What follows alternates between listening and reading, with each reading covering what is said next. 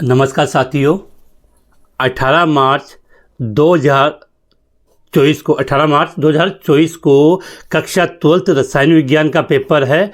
तो आज दिनांक 13 तारीख से लेकर 17 तारीख, क्योंकि 18 तारीख को तो अपने रसायन विज्ञान का पेपर है, तो 13 तारीख से लेकर 17 तारीख तक हम किस प्रकार पढ़ें कि इस केमिस्ट्री के अंदर जो 56 अंक का पेपर होता है उसमें हम काफ़ी अच्छी स्कोरिंग कर सकें। तो आज की वीडियो में मैं आपको डिटेल से इसके बारे में बताने वाला हूं। तो आप सभी जानते हो कि कक्षा 12वीं या कक्षा 12th में जब आप बात करते हो तो इसमें रसायन विज्ञान के कुल 10 चैप्टर है। तो इस 10 चैप्टर को हमें इन 13, 14, 15 और 16 4 दिन में कैसे कंप्लीट करें और कौन से पोर्शन को किस प्रकार से पढ़ना है उसके बारे में हम आज के वीडियो में डिटेल से बात करने वाले हैं। तो जो स्टूडेंट फर्स्ट बार इस एम की बूस्ट यूट्यूब चैनल पे आए हैं वो चैनल को लाइक, शेयर और सब्सक्राइब कर दें। सब्सक्राइब जरूर कर दें, क्योंकि आने वाले 5 दिनों के अंदर आपको रसायन विज्ञान अर्थात केमिस्ट्री से रिलेटेड काफ़ी महत्वपूर्ण important question plus chapter wise video मिलने वाले हैं। तो वीडियो को स्टार्ट करते सबसे पहले आपके माइंड में ये क्लियर होना चाहिए कि रसायन विज्ञान के अंदर जो केमिस्ट्री के अंदर आपके 10 जो चैप्टर है उन 10 चैप्टर को हमने 3 पोर्शन में डिवाइड कर सकते हैं। जिसके लिए आप एक तो आपने कहते हो ऑर्गेनिक केमिस्ट्री, दूसरी हम बात कर सकते हैं फिजिकल केमिस्ट्री, और तीसरी बोले तो हम ऑर्गेनिक केमिस्ट्री। तो इस प्रकार से अगर ऑर्गेनिक केमिस्ट्री अपने सबसे ज़्यादा टफ मानी जाती है, सबसे ज़्यादा बच्चों को परेशान करती है, तो 13 और 14 तारीख को हम सबसे पहले पोर्शन किसका कंप्लीट करने का प्रयास करेंगे, ऑर्गेनिक केमिस्ट्री का। अब यहाँ पर हम ये भी बात कर लेते हैं कि ऑर्गेनिक केमिस्ट्री में आपके कौन कौन से चैप्टर है। तो चैप्टर नंबर 6 हेलो एल्किन व hello Erin, chapter number 7 alcohol phenol ether, और चैप्टर नंबर 8 एल्डिहाइड कीटोन और कार्बोक्सिलिक अम्ल, और चैप्टर नंबर 9 एमीन वाले। ये जो 4 चैप्टर है उनको मुख्यतः ऑर्गेनिक केमिस्ट्री में काउंट करेंगे। और अपना ये टारगेट होना चाहिए कि 13 तारीख और 14 तारीख को अपने ये जो 4 चैप्टर है ये अच्छे तरीके से कंप्लीट हो जाए। इसके अलावा जो J1 वाला चैप्टर ऑर्गेनिक केमिस्ट्री में आता है, लेकिन इसको हम लास्ट में यहाँ पर काउंट करेंगे। इसके अलावा आपको केमिस्ट्री में किसी भी टॉपिक से रिलेटेड कोई भी परेशानी हो, कोई भी चीज़ अगर आपको केमिस्ट्री से समझनी चाहिए तो आप व्हाट्सएप में कमेंट्स कर दें, आपको जरूर प्रोवाइड करवा दी जाएगी। अभी तक अगर आपने चैनल को सब्सक्राइब नहीं किया तो जरूर सब्सक्राइब कर दे। 15 तारीख को आपको अपना ये टारगेट होना चाहिए। अब ये जो चैप्टर नंबर 6, 7, 8, 9 जो ऑर्गेनिक केमिस्ट्री का चैप्टर है, ऑर्गेनिक केमिस्ट्री में कैसे पढ़नी है और इन चैप्टर को हमें किस प्रकार से याद करना है, इनमें कौन कौन से टॉपिक एग्जाम में पूछे जा सकते हैं और किस प्रकार से इनमें एग्जाम में क्वेश्चन आते हैं, उसको मैं आपको इस वीडियो में डिटेल से बताऊँगा।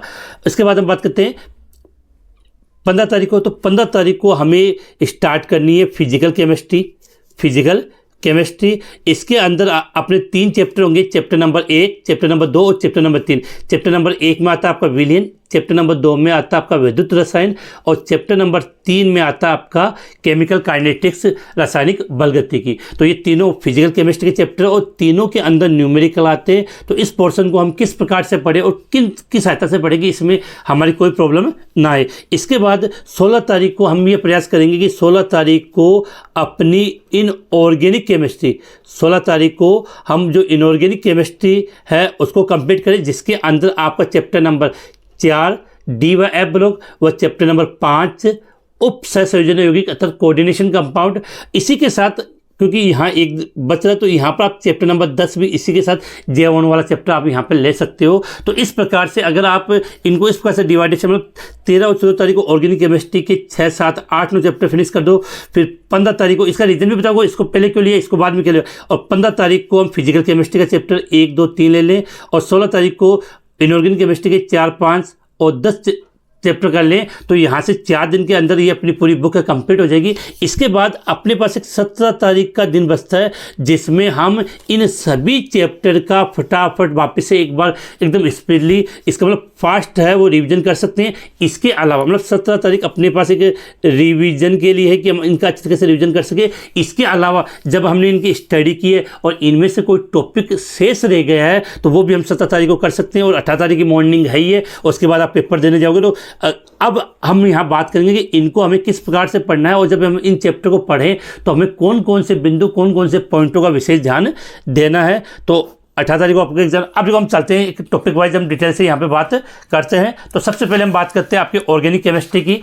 तो पहले आपके माइंड में क्लियर होना चाहिए कि 13 और 14, 13 आज है और कल 14, तो 2 दिन के अंदर हमें ऑर्गेनिक केमिस्ट्री के कितने चैप्टर, ये 4 चैप्टर अच्छे तरीके से फिनिश करने हैं। जिसमें चैप्टर नंबर 6 जिसको आप क्या बोलते हो, हेलो एल्केन एवं हेलो एरिन। चैप्टर नंबर जो 7 है उसके अंदर आपका कौन सा चैप्टर आता है? एल्कोहल, फिनोल व ईथर। इसके बाद चैप्टर नंबर 8 में अगर हम बात करें तो आपका एल्डिहाइड, कीटोन एवं कार्बोक्सिलिक अम्ल। अब इनमें से मैं बताऊंगा कि कौन कौन से क्वेश्चन आपके एग्जाम में पूछे जा सकते हैं। और चैप्टर नंबर 9 एमीन। सबसे पहली बात तो ऑर्गेनिक केमिस्ट्री पढ़ने का तरीका होता है कि इन चारों चैप्टर को आप एक साथ कंबाइन करें, क्योंकि जब आपको इन चारों चैप्टर के लिए आपको समझना कि जब ऑर्गेनिक केमिस्ट्री में क्वेश्चन आते हैं तो चैप्टर वाइज ना कोई कंबाइंड आपको देखने को मिलता है। जैसे ये चारों को हमने कंबाइंड रूप से माना तो पहला क्वेश्चन आपको इन चारों में से किसी भी चैप्टर से आपको एक क्वेश्चन किसका नोमेनकल्चर, चाहे आप इंग्लिश मीडियम हो हिंदी मीडियम हो, आपको केमिस्ट्री दोनों माध्यम में यहाँ अवेलेबल करवा दी जाएगी। तो पहला क्वेश्चन आपका सबसे इंपॉर्टेंट बनता है वो नोमेनकल्चर अर्थात नामकरण का बनता है। तो कोई भी चैप्टर किसी से भी आपका नामकरण का क्वेश्चन पूछा जा सकता है। दूसरे टॉपिक की बात करें तो जिसको आप बोलते हो नेम रिएक्शन, तो आपकी बुक में 25 एक नेम रिएक्शन है। तो जो नेम रिएक्शन है इनमें से किसी भी चैप्टर से आपके दो प्लस लगभग 4 आपको नेम रिएक्शन आपको देखने को मिलेगी। नामकरण से रिलेटेड दो क्वेश्चन आपको जरूर देखने को मिल जाएंगे। अब एक चीज़ बता दूं कि काफ़ी विद्यार्थी बोलते हैं कि सर हमें नेम रिएक्शन याद नहीं होती है। तो आपकी बुक में ये जो 4 चैप्टर है इन चारों चैप्टर में जितनी भी नेम रिएक्शन है उन सबका लिंक वीडियो के डिस्क्रिप्शन में नेम रिएक्शन का लिंक लगा रखा है, वहाँ से आप इसको डिटेल से देख सकते हो। तो दूसरा क्वेश्चन आपका नेम रिएक्शन का होता है। अब आप इनको पूछे। फिर तीसरे क्वेश्चन की बात पढ़े तो जैसे आपने पढ़ा होगा क्वथनांक, बॉइलिंग पॉइंट, अम्लता एसिडिटी या बेसिक जिसको आप बोलते हो क्षारीय। तो ये जो 3-4 पॉइंट होते हैं क्वथनांक, अम्लता, क्षारीयता या एक हम यहाँ ले सकते हैं विलेयता सॉल्युबिलिटी, इनको इंक्रीजिंग अर्थात बढ़ता हुआ या डिक्रीजिंग या घटता हुआ क्रम, इससे रिलेटेड भी आपको एक क्वेश्चन जरूर आपको एग्जाम में देखने को मिल जाएगा। इसके पश्चात ये जो चारों चैप्टर है, चारों चैप्टर का निर्माण मतलब बनाने की विधि, किसी से इसे हेलो एल्केन बनाना हो या एल्कोहल फिनोल ईथर बनाना हो। जैसे फिनोल बनाने की सबसे इंपॉर्टेंट विधि, फिनोल हम किससे बनाते हैं? क्यूमीन से बनाते हैं, ठीक है। इसके अलावा तो यह निर्माण से रिलेटेड क्वेश्चन एक यहाँ बन जाता है। इसके बाद अब 5वां जो बिंदु है आप यहाँ सबसे इंपॉर्टेंट समझना, परिवर्तित करना, निम्न को परिवर्तित करना, ये क्वेश्चन काफ़ी बार आता है। जैसे एक क्वेश्चन हम सिंपल सा समझ लेते हैं कि जैसे आपको एनिलीन दे दिया और कहा कि एनिलीन से फिनोल बनाओ। जब इस प्रकार के क्वेश्चन आपको बोर्ड के एग्जाम जो केमिस्ट्री का पेपर होगा 18 मार्च को, उसमें आपको जरूर देखने को मिलेगा। तो एक क्वेश्चन आपको एक या 2 क्वेश्चन इस प्रकार के मिल सकते हैं कि निम्न को परिवर्तित कीजिए। इसके बाद एक क्वेश्चन तो सीधा आप जानते हो कि उत्पाद की पहचान कीजिए, उत्पाद की पहचान कीजिए। जैसे एक रिएक्शन थी RC डबल बॉन्ड ONH2, ठीक है, तीर के निशान पे लिख दिया Br2 और KOH। अब बताओ यहाँ उत्पाद क्या। तो इस प्रकार के क्वेश्चन आपको जरूर देखने को मिलते हैं। इसके पश्चात अगला क्वेश्चन है कि इनके जो रासायनिक गुण है, रासायनिक गुणों से संबंधित पर्सन भी आपको इस ऑर्गेनिक केमिस्ट्री में देखने को मिल सकता है। इसके अलावा 8वां जो पॉइंट बता रहा हूँ इंपॉर्टेंट है, कारण वाला, रीजन वाला। जैसे कार्बोक्सिलिक अम्ल है वो फिनोल से अधिक अम्लीय होता है, क्यों? कार्बोक्सिलिक अम्ल दिलक बनाते हैं। तो इस प्रकार के क्वेश्चन होते हैं वो इस प्रकार से। अगर आप देखा जाओ तो आपका ऑर्गेनिक केमिस्ट्री का जो पेपर है वो इन्हीं 8-9 पॉइंटों से मिलकर बन के आएगा। तो वो कंबाइंडली होगा, तो सभी के लिए अपनी को ये चीज़ें पढ़नी होती है। तो 13 और 14 तारीख को अगर आप ये चारों चैप्टर कंप्लीट कर लेते हो, इसके बाद जो सबसे इंपॉर्टेंट चीज़ आपको याद रखनी है, प्रत्येक चैप्टर जैसे आपने ये चारों पढ़ लिए तो उसके बाद आप इनके PYQ वाले क्वेश्चन जरूर करें, जिससे आपकी काफ़ी अच्छी प्रैक्टिस होगी। अगर अभी तक आपने अपनी केमिस्ट्री के PYQ क्वेश्चन नहीं किए हैं तो वीडियो के डिस्क्रिप्शन में आपको PYQ क्वेश्चन की एक प्लेलिस्ट मिल जाएगी, जहां से आपके प्रत्येक चैप्टर के जो बोर्ड एग्जाम 2012 से लेकर 2023 तक अब तक जो क्वेश्चन पूछे गए हैं PYQ के रूप में, वो सब आपको वहाँ पे मिल जाएंगे। तो इस प्रकार से आप ये ऑर्गेनिक केमिस्ट्री है वो एकदम फिनिश कर सकते हो। उसके अलावा आपको किसी भी प्रकार की कोई परेशानी हो तो कमेंट्स करके जरूर बताइए, उसका आपको सॉल्यूशन किया जाएगा। उसके बाद ऑर्गेनिक केमिस्ट्री के बाद हाँ, एक चीज़ और काफ़ी बच्चे बोले सर ऑर्गेनिक केमिस्ट्री पहले लेने का रीज़न ये था कि ऑर्गेनिक केमिस्ट्री हम पढ़ने के बाद भूल जाते हैं। तो अगर हमने 13 और 14 तारीख को ऑर्गेनिक केमिस्ट्री पढ़ ली तो इसके बाद अपने पास 17 तारीख का एक दिन रहेगा जिसमें हम वापस से इसको रिविजन कर लेंगे और बार बार रिविजन करेंगे तो हमें ऑर्गेनिक केमिस्ट्री बिल्कुल अच्छे तरीके से याद हो जाएगी। इसके बाद अब हम बात करते हैं 15 तारीख को। 15 तारीख को अपने को फिजिकल केमिस्ट्री कंप्लीट करनी है जिसमें अपने को 3 चैप्टर हम ले रहे हैं, 1, 2, 3। पहला चैप्टर आपको इसके अंदर क्या देखने को मिलेगा, विलयन वाला। दूसरा चैप्टर आपका आता है विद्युत रसायन जिसको आप इलेक्ट्रोकेमिस्ट्री कहते हैं। और तीसरा चैप्टर आपका आता है रासायनिक बलगतिकी जिसको आप केमिकल काइनेटिक्स कहते हो, रासायनिक बलगतिकी।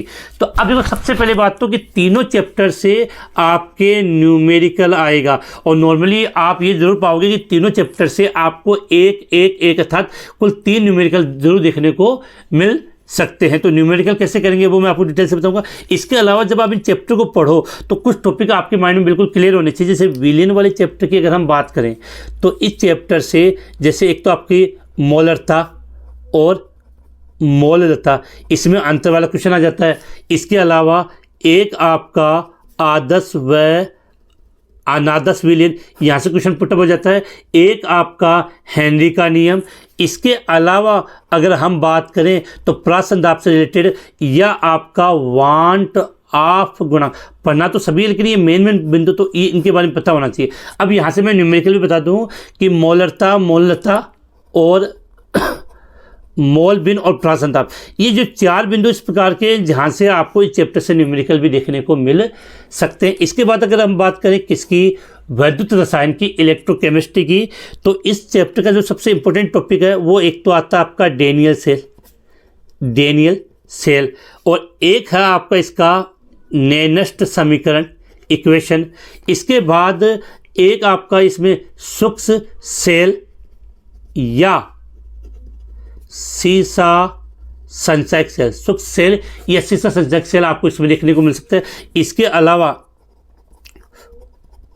कोलराउस का नियम, तो ये इसके महत्वपूर्ण बिंदु। इसके अलावा जो विद्युत रसायन वाले चैप्टर से जो क्वेश्चन आपको मिलेंगे, एक तो आपको मिलेगा डेनियल सेल से रिलेटेड कोई न्यूमेरिकल हो सकता है जिसमें आपको सेल का विद्युत भाग बल ज्ञात करना हो, या नेनस्ट समीकरण जो व्युत्पन्न की गई है उस पर आधारित न्यूमेरिकल हो सकता है, या फिर आपका जो कोलराउस के नियम के जो अनुप्रयोग है, कोलराउस के नियम के जो अनुप्रयोग है उससे रिलेटेड आपको न्यूमेरिकल देखने को मिल सकता है। इसके बाद हम बात करते हैं रासायनिक बलगतिकी, केमिकल काइनेटिक्स। इसमें आप सभी बच्चे जानते हो कि शून्य या प्रथम कोटि, मुख्यतः पॉइंट ये शून्य व प्रथम कोटि, इसी से तो रिलेटेड आपको न्यूमेरिकल अर्थात आंकिक प्रश्न मिलेगा। और इसी से रिलेटेड कि या तो इनके वेग नियतांक या इनकी अर्धायुकाल और वो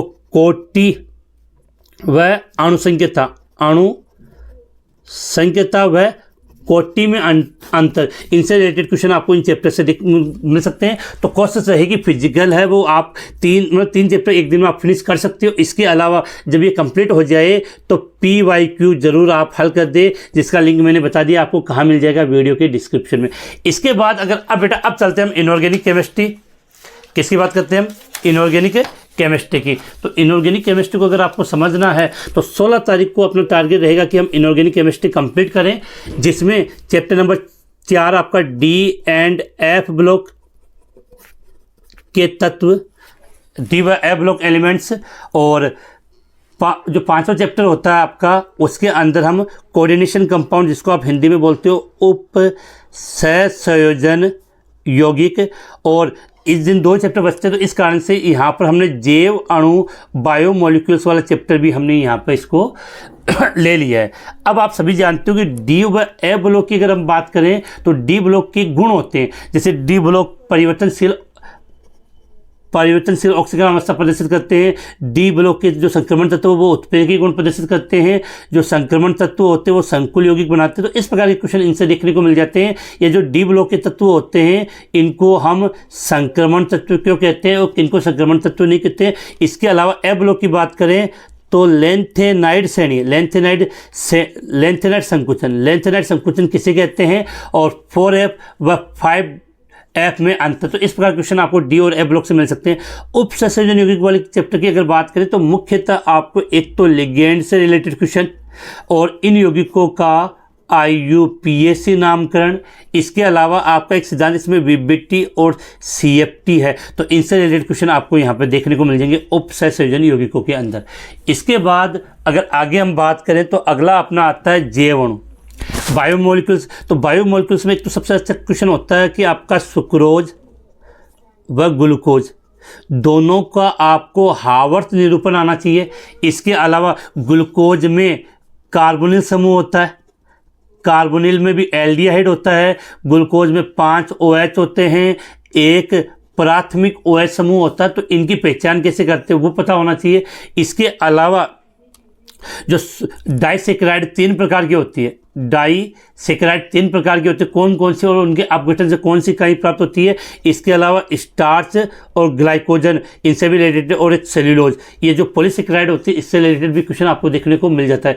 इसके अलावा यहाँ जो सबसे महत्वपूर्ण बात जो आपको समझनी है कि जैसे प्रोटीन का विकृतीकरण करते हैं, विकृतीकरण कैसे होता है, इसके अलावा आवश्यक व अनावश्यक अमीनो अम्ल कौन से होते हैं, और विटामिन, इनसे रिलेटेड क्वेश्चन आपको मिल सकते हैं। इसके बाद बेटा आपका 17 तारीख का दिन बचता है, उससे पहले जैसे आपने ये तीनों चैप्टर पढ़ लिए, इसके PYQ क्वेश्चन आप जरूर करें, जो वीडियो के डिस्क्रिप्शन में लिंक में आपको मिल जाएंगे। इसके बाद 17 तारीख का आपका टारगेट रहता है कि जो आपने 1 से लेकर अब तक 10 चैप्टर पढ़े हैं उनका फटाफट रिवीजन कर लें। इसके अलावा अगर आपको कोई चैप्टर शेष रह गया, कोई पेंडिंग रह गया है, या कोई चैप्टर थोड़ा सा आपको लगता है कि आपका वो चैप्टर क्या वीक है, तो आप उसका 17 तारीख को अच्छे तरीके से रिवीजन करें। और 18 तारीख को भी अर्ली मॉर्निंग जैसे आपका पेपर होता है उससे 3-4 घंटे है, तो बार बार जितना आप रिवीजन करोगे उतना आप इसमें कंफर्टेबल लिख पाओगे। इसके अलावा किसी भी प्रकार की केमिस्ट्री संबंधी प्रॉब्लम हो तो आप इस वीडियो पे कमेंट्स कर दीजिए। इस वीडियो को अपने जितने भी साथी हैं सभी तक शेयर करें, जिससे सबके सब विद्यार्थी केमिस्ट्री में अच्छे अंक प्राप्त कर सकें।